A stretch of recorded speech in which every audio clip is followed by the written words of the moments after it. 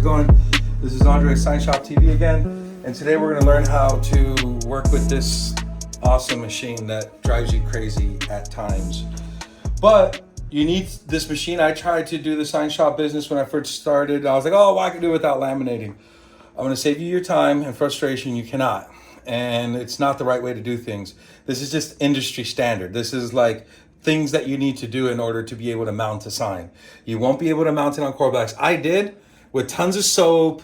It was a freaking mess and it was a waste of time, and it's not the right way to do things. So you're unfortunately gonna have to make the investment. If you could find a used one, this is a Royal Sovereign 54-inch cold laminator. They run from $6,500 to $7,200.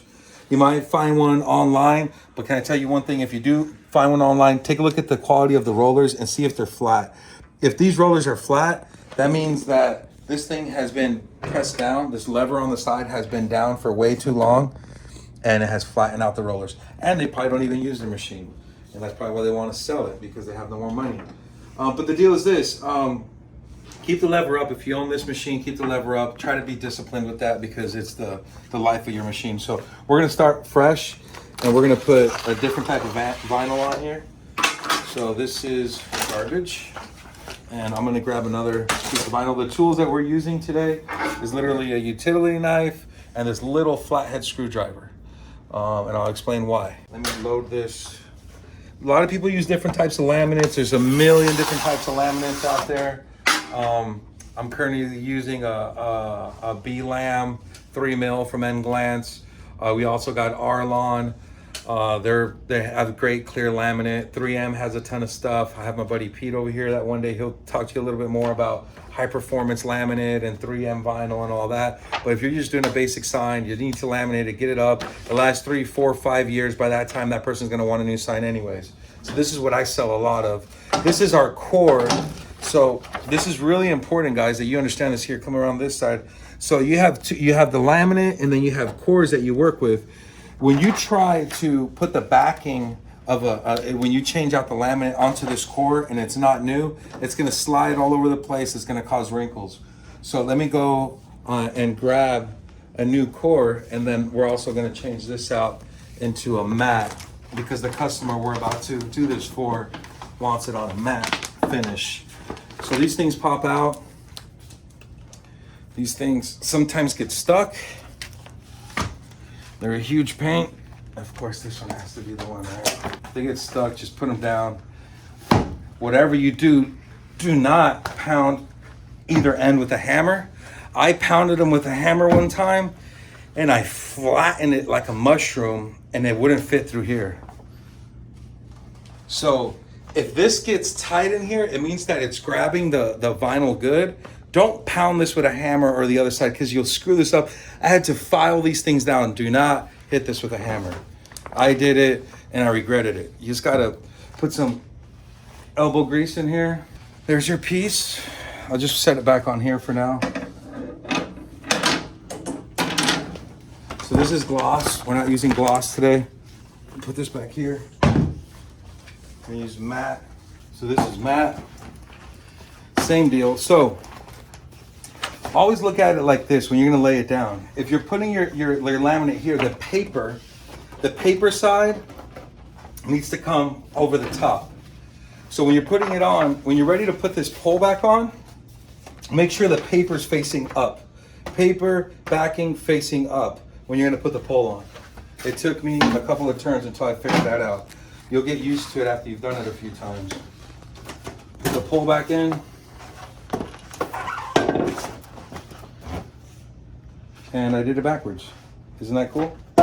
Again, told you, you mess up. Happens all the time. All right, paper going here. Remember, paper facing up, backing facing up. So kind of move that over a little bit. Now, like I told you, we need a new core. Hoping we could find one around here. Do we have an empty cord? Yeah, so this is actually Pete from Out There Graphics, and it's part of our team here, graphic design team. You guys will have some sessions with him, possibly, hopefully, someday soon, and He teaching you some stuff on one-on-one with design and stuff like that. We just want this channel to be available for people that are interested in the sign shop business, creative business. I think it's going to be a cool channel. I think a lot of people are going to learn a lot, which is the whole purpose, right? So brand new core, take the thing out. You got to start with a new core. If you don't start with a new one of these and you change that rollout, good luck to you. I'm telling you, it's not going to work. Now, some people have their strategy. Some people do it their own way, whatever. I'm just telling you what works for me. And sometimes it has its days too. It doesn't want to work properly. So come around this side. Let me show you something. So remember, the backing on this laminate has, the backing is facing up. We got to go under this board right here. Also put the brakes on so this thing ain't flying around everywhere when we're pulling on it. Loosen up some tension here on this bar. Loosen up some tension. Run this under the bar. Pull it back here to get some more slack. Pull it back. Go under.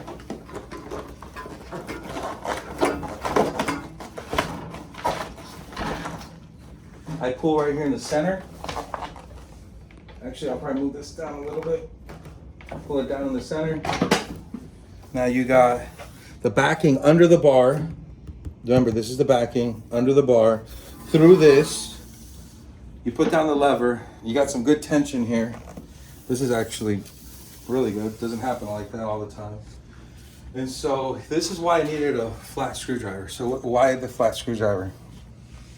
I've tried different ways, but this is the easiest and fastest way. You just press on it lightly. Press on it lightly and score it. Score the backing. And then you get in here with the flat and just kind of create a little hole. You see that? Just lift it and then just have to get under the scoring. Don't pierce through the laminate. Just get right under the scoring. Run that thing in. The backing of this, let me go get some tape. Give me 1 second.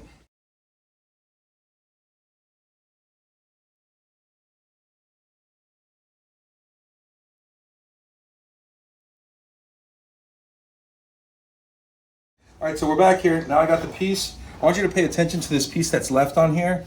I should have cut it with a little bit more slack. So just put this down right here. Bring down the speed a little bit. I'll bring it down to 1, line it up, and that's all she wrote. And she's off to the races. So this is matte vinyl. I think matte vinyl looks the best, personally, on like indoor signage, because it eliminates that high gloss when the light hits it, and people really do love it. So I recommend matte for interior signage.